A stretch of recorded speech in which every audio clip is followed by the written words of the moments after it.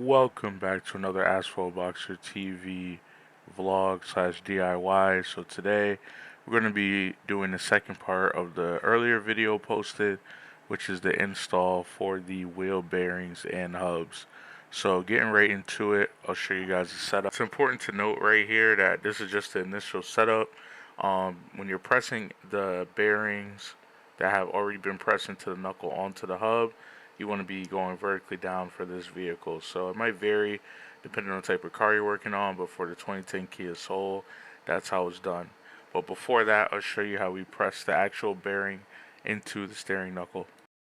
So jumping right over to the setup, you want to make sure that your bearing, and we're using the adapter from the puller kit because it's hardened steel. You want to make sure everything's centered and nice and tight. We're also using a socket here just because we had a little bit lower than we anticipated, but that's fine.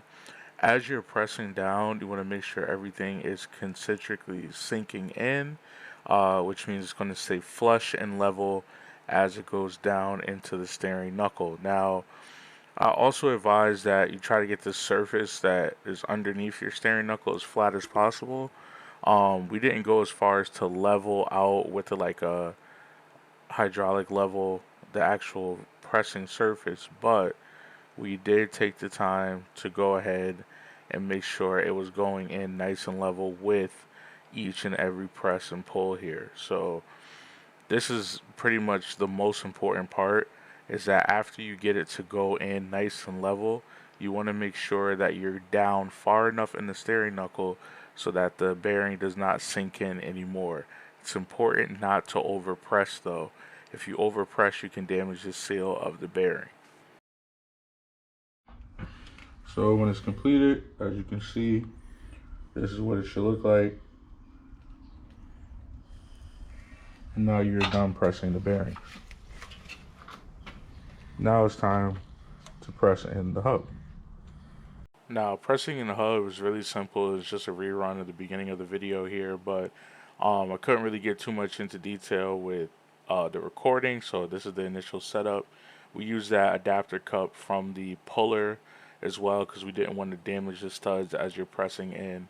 Pretty much the same method as pushing the bearing in, but now you want to push everything in so that it's nice and level and flat. Now another portion of this video, I'm going to take the time to show you guys how to remove a race from a stuck hub spline. We had to do that in this because the bearing that we tried to press in the first time went in crooked, and that caused it to separate. So we did actually have to replace a bearing, but thankfully Harbor Freight has a race puller tool for that. So I'm going to show you guys that as well. It's like a little bonus portion of the video. But if you don't run into any problems, the first portion of this video pretty much concludes what you need to do. Folks, I hope these videos are helping you. Please like, share, and subscribe. But right now we're going to show you, this is really not vehicle specific, but we're working on 2010 Kia Soul. We're going to show you how to take a stuck race off of a spline. So as you can see, we were trying to press a new bearing in. It got a little crooked. Life happens. Don't get rid of this part because the part is fine. There's a tool you can use. It's actually called a Pittsburgh is the manufacturer, but the part is a bearing separator and puller. This is what it looks like, and you can use that to get any stuck race off of a spline or pulley or whatever you're working on. So this is what the kit comes in, nice and organized, so you don't have to worry about putting the tools back. Got these clips here. Got your instructions. Nice little foam. So you got two different size bearing separators. You have some different size handles here. You also have the handle grip adjuster, so you can get more leverage and more grip to tighten it up.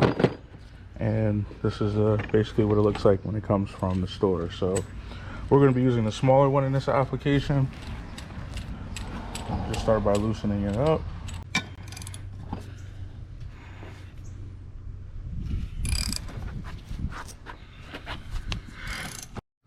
Alright folks, after some adjusting, we were able to get this race off. As you can see, there's some scoring on the race, but you know, this bearing was already shot. Now over here, the hub, still good. Got a little bit of like scratches on the top, but this is going to be mated anyway, so we're good. Spline isn't damaged, and we're ready to press this back into the knuckle.